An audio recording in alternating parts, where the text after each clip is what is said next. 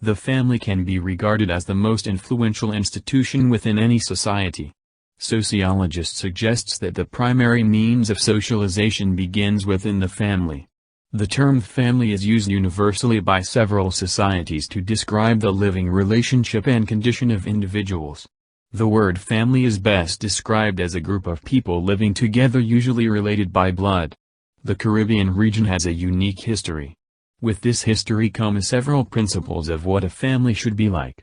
Throughout the Caribbean there exist the nuclear family, common law family, single-parent family, extended family, blended family.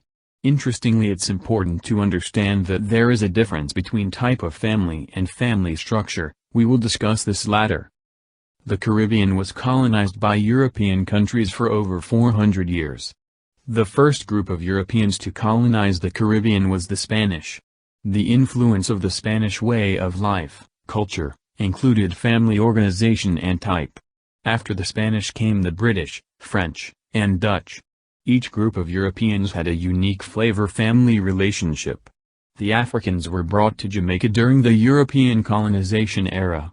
This era saw the development and establishing of the triangular slave trade. Burton, 1985, describes nicely family structure of throughout the Caribbean region during the era of slavery and post-slavery.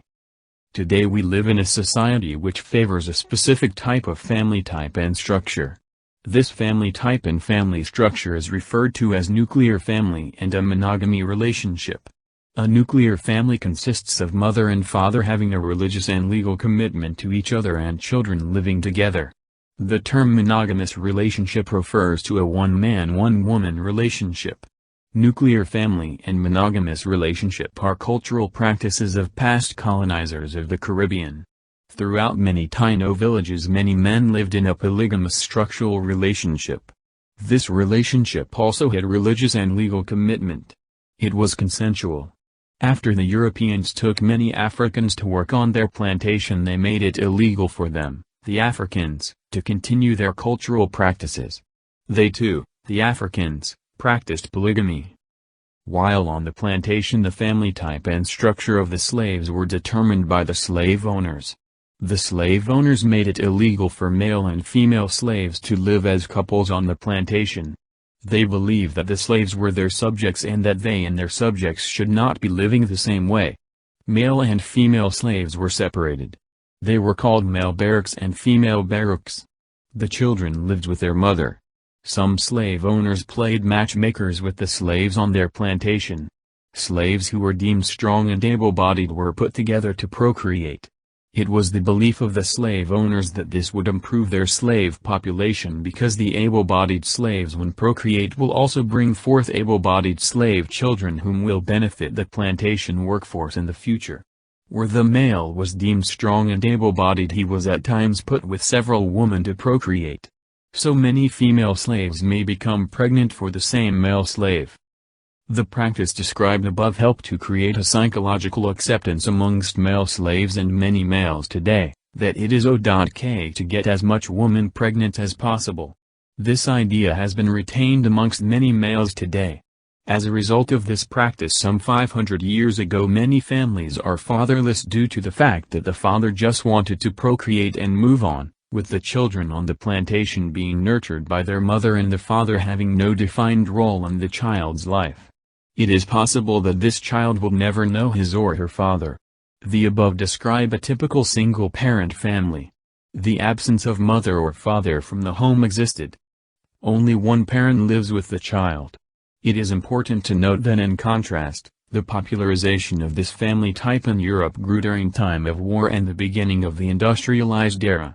Many men went to battle during war, World War I and II. And during the period in which many workers left the Caribbean to help in the building of roads and bridges in Europe and North America. Many slaves were not given the opportunity by their slave masters to procreate with female slaves. This however did not hinder these slaves from seeking their own mate to procreate with. During market day or one of the special days given by the slave owners to relax and have fun they engaged females without the knowledge of their slave masters. This relationship could be regarded as a visiting type of relationship. It differs from the relationship previously described, Single parent. After the female gets pregnant, the male slaves may still choose to continue their relationship with that female slave. Slavery officially ended in 1838. During this transitional period, female and male slaves were still forbidden from getting married. The rules governing marriages were still enforced. Many female and male slaves unofficially declared their affection for each other. They had no legal or religious commitment, but they lived together as a family unit anyway. This type of relationship still exists today. It is called a common law union. So far we have explored how the existence of 4 family types became popular throughout the Caribbean. These include nuclear family, single-parent family, visiting relationship, and common law relationship. The end of slavery created a void in labor supply for the plantation owners throughout the Caribbean. Many slave owners had little or no workers as soon as slaves found out that they were officially freed from slavery. Crops were still in the field and the demand for sugar in Europe was still high. Many planters opted to offer apprenticeship to the free slaves. Many free slaves rejected this offer based on treatment they received from these same planters in the past. The alternative for cheap labor to man this large sugar plantation was Asia.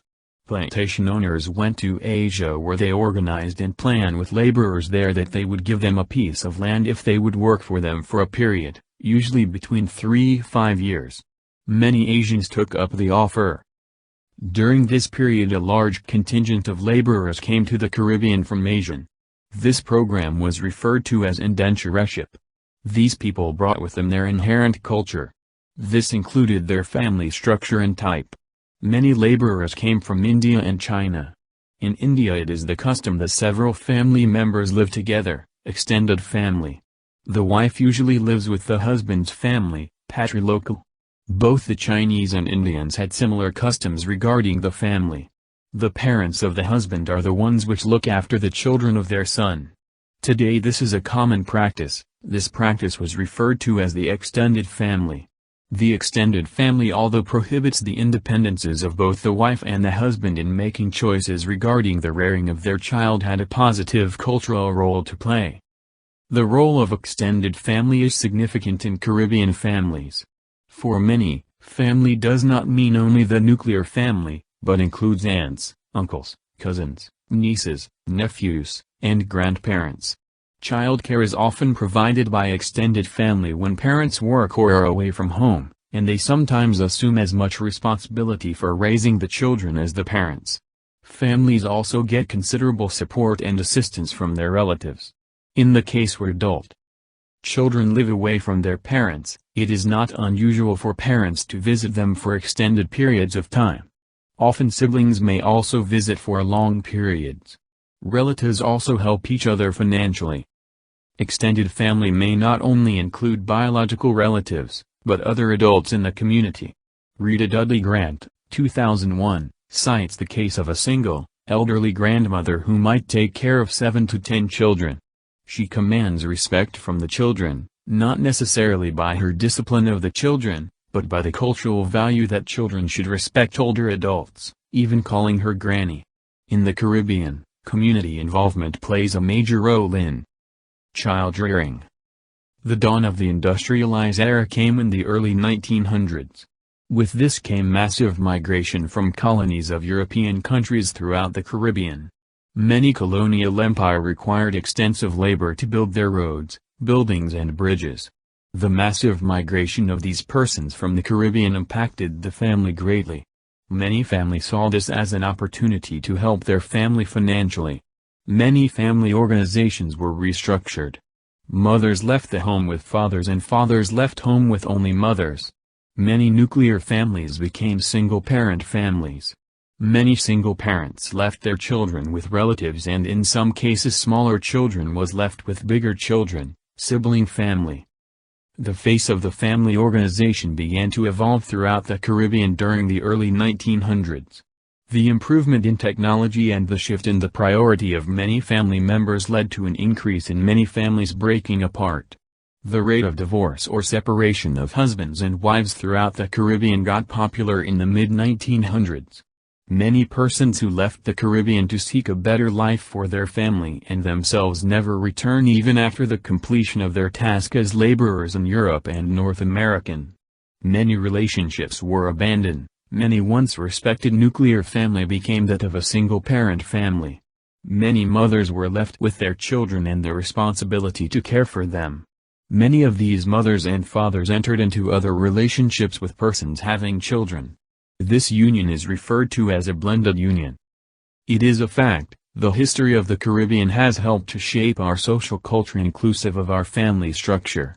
The rapid migration of persons from the Caribbean in the early 1900s to Europe and North America resulted in what is referred today as barrel children. The socialization of these children, barrel children, of the accepted custom, culture and norms of the society is dependent on whom they are left with.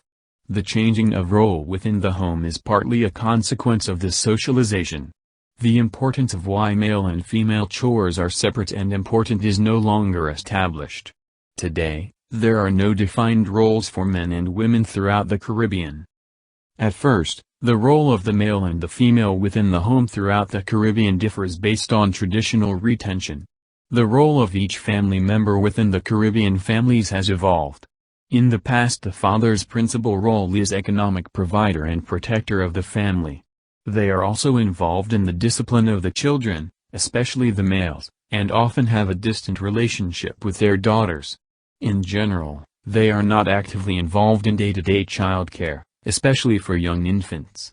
This should not be construed as not caring for their children. They tend to feel that women are better with children at this stage. However, the late 20th century saw some men becoming more involved in their children's lives, spending more time playing and talking with them, especially establishing a relationship with their daughters. Rupnaran et al. 1996. Traditionally, the mother's principal role is to take care of the children and be the primary nurturer in the family. They are also the primary caretakers of the home. Children are required to be obedient, respectful, and submissive to their parents. Girls are expected to help with domestic chores around the house, whereas boys are expected to do activities outside the house, such as taking care of the yard and running errands. This too has changed over the years based on modernization. Evans and Davis 1996. There is much diversity in Caribbean families. They are, in some ways, a distinct group because of their multi-ethnic composition.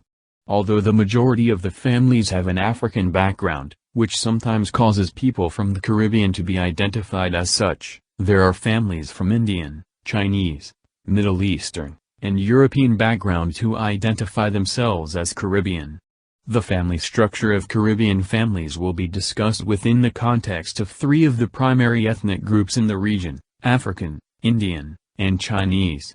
Although there are some similarities in family structures, each group has unique customs and traditions. Yojendra Malik, 1971, noted that although East Indians and Africans have been living in close proximity for more than a century, each group possesses distinct values, institutions, authority patterns, kinship groups, and goals. What is the family life situation today like throughout the Caribbean? There is much diversity in Caribbean families. They are, in some ways, a distinct group because of their multi-ethnic composition. Although the majority of the families have an African background, which sometimes causes people from the Caribbean to be identified as such, there are families from Indian, Chinese, Middle Eastern, and European background who identify themselves as Caribbean. The family structure of Caribbean families will be discussed within the context of three of the primary ethnic groups in the region: African, Indian, and Chinese.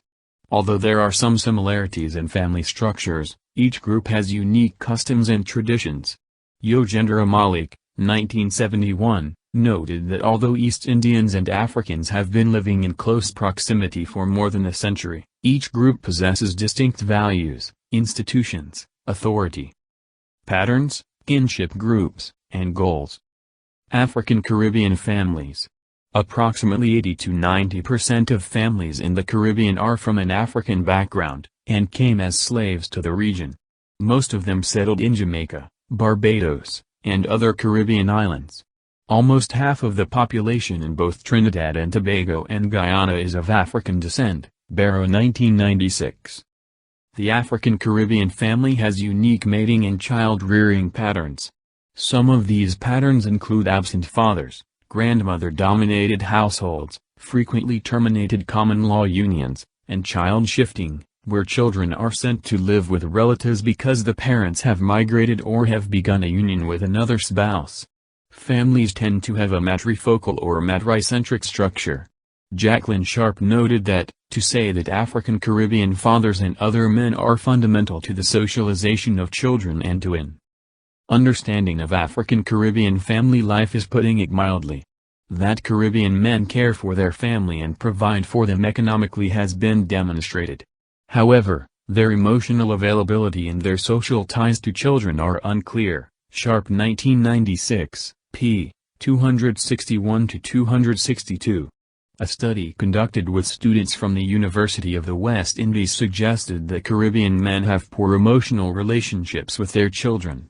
As a result, young boys may view family patterns such as matriarchal households, male absenteeism, and extramarital relationships as norms and continue them as adults. Sharp 1996. There are 4 basic types of family structures that affect child rearing, values, and lifestyles. Hyacinth Evans and Rose Davis, 1996, describe these as 1. The marital union. 2. The common law union. The parents live together, but are not legally married. 3. The visiting union. The mother still lives in the parent's home. And 4. The single-parent family. Relationships often start as a visiting union, change to a common law union, and culminate in a marital union. Approximately 30 to 50% of African Caribbean families are headed by a female. Jamaica, 33.8%, Barbados, 42.9%, Grenada, 45.3%, Maasai in 1982. It is estimated that 60% of children grow up in two-parent homes, and 30% live in households where they are raised exclusively by their mothers. Children born to couples in the later stages of family development usually have two parents in the home. Powell 1986. Being a majority in the Caribbean, African Caribbean families have significantly influenced the culture and political climate of the region. For instance, the celebration of Carnival in Trinidad and Tobago, the introduction of reggae and calypso, and the invention of the steel pan all originated in African Caribbean families. In addition, most of the political leaders are from an African background. It is also evident that African Caribbean families have shaped the history of the region in significant ways. Indian Caribbean families. The family structure of Indian Caribbean families is in many ways similar to their Indian counterparts.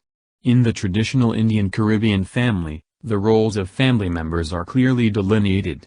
The father is seen as the head of the family, the authority figure, and the primary breadwinner. He has the final authority in most matters. In general, males are valued more than females and are seen as the primary disciplinarians and decision-makers. See Gobin 1999. The mother has a nurturing role in the family, and is usually responsible for taking care of the children and household chores. In general, women are taught that their major role is to get married and contribute to their husband's family. From a traditional Hindu religious perspective, women are seen as subordinate and inferior to men. See Gobin 1999. The principal role of children is to bring honor to their families by their achievements, good behavior, and contribution to the family's well-being. As such, characteristics such as obedience, conformity, generational interdependence, obligation, and shame are highly valued. Children are seen as parents' pride and the products of their hard work. One of the primary goals of marriage in Hindu families is to have children. It is assumed that children will be cared for by their parents as long as is necessary, with the understanding that children will take care of parents when they grow old. See Gobin 1999. Indian Caribbean families usually share their resources and have mutual obligations to each other. It is not unusual to see several generations living in the same house or in houses built close to each other, even after marriage. Marriage is an important event for girls, because they are groomed for it from childhood. Leo Riney 1996. At marriage, the woman leaves her family and becomes a part of her husband's family and is expected to be submissive to her husband as well as his family. Men in these families have more privileges and respect, and women are expected to cater to their needs and desires. However, there have been some significant changes in Indian Caribbean families. More women are going to high school and university, and hold prestigious jobs. Sharp 1996. Marriages are also becoming more egalitarian.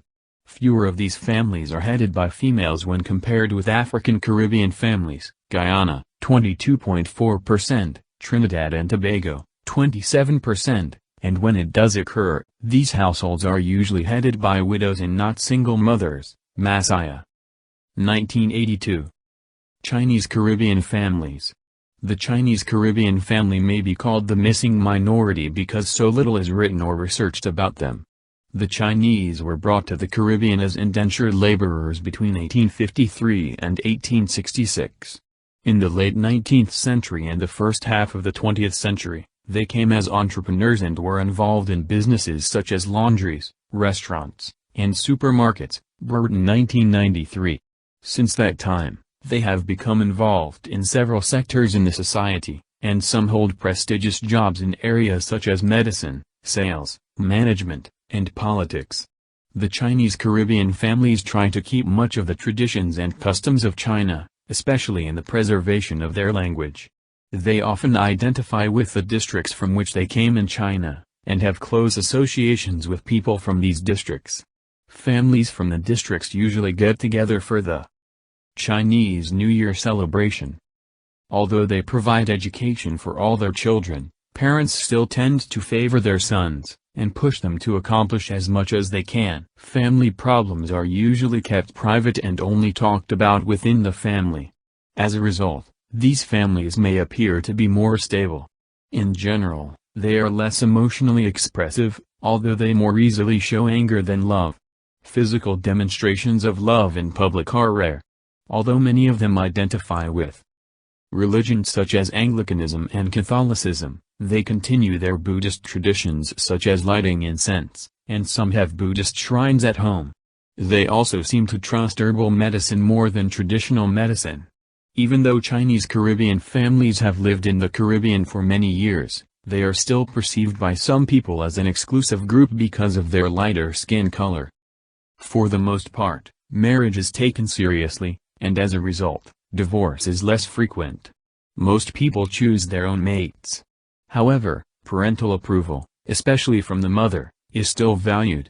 As in the United States, marriages are occurring at a later age and families also tend to be smaller, consisting of 1 or 2 children. Many people have a traditional church marriage, because the predominant religions in the Caribbean are Christian. In general, Caribbean marriages tend to follow a patriarchal pattern where the men are considered the head of the household, and the wife is expected to submit to her husband. However, changes in the status of women, such as accomplishments in higher education and careers, have meant that women have more authority in the home. Legal marriages are more frequent than common law relationships within Indian Caribbean families compared to African Caribbean families. Traditionally, in Indian Caribbean families parents arranged marriages for their children. Marriage was seen as not only the joining of 2 persons, but also the joining of 2 families and 2 communities. In such marriages, individuals married at an earlier age. Even in the late 20th century in Trinidad and Tobago, according to the Hindu Marriage Act, a girl may marry at 14 and a boy at 18, and under the Muslim Marriage Act, both girls and boys may marry at 12. One of the reasons for early marriages was to prevent the daughter from getting into relationships where she might become pregnant and bring disgrace to the family. Interracial or mixed marriages have been unusual. However, these marriages slowly became more common toward the end of the 1990s. Most of the marriages occur between the Indian Caribbean and African Caribbean families, and to a lesser extent between these families and Chinese Caribbean families, regardless of the existence of varied inherent religion and cultural practices. Religion has played a significant role in family life in the Caribbean. Initially, religion was closely associated with education, thus, many of the schools have a religious affiliation. Most families from an African background identify with one of the Christian denominations. Although most families from an Indian background are Hindus or Muslims, there are increasing numbers who identify themselves as Christian. Religion continues to serve a vital function in preserving family stability and marriages. For many families, religion helps them to cope with difficult situations and crises, and provides hope in times of desperate economic need. As a whole, Caribbean people cherish their religion. As a result of U.S. influence, primarily through the media, the values of Caribbean families are changing. For instance, the nuclear family is now considered the ideal. Dudley Grant 2001. The Caribbean had been a community where extended family played a significant role. Extended family included not only immediate relatives, for example, aunts, cousins, but also godparents and neighbors. Children were raised by communities, and children were disciplined by almost any adult member of the community. Children were also more respectful of adults, calling them auntie or uncle instead of their name. Although this still happens to some degree, the nuclear family remains the site of primary caretaking. Caribbean families are complex because of their multiple races, traditions, and structures. However, there is considerable unity among Caribbean people. Regardless of their ethnic backgrounds or unique family patterns, they identify themselves as people from the Caribbean and often see their roots as Caribbean. This is clearly seen in the development of practices which are uniquely Caribbean. For instance, in the area of music, the Caribbean is known for its distinctive taste in reggae, Jamaica, calypso, and chutney, both from Trinidad. There is distinct Caribbean cuisine, including dishes such as egg and saltfish, or callaloo. The motto of the Jamaican people captures, to some extent, the spirit of all Caribbean people, out of many, one.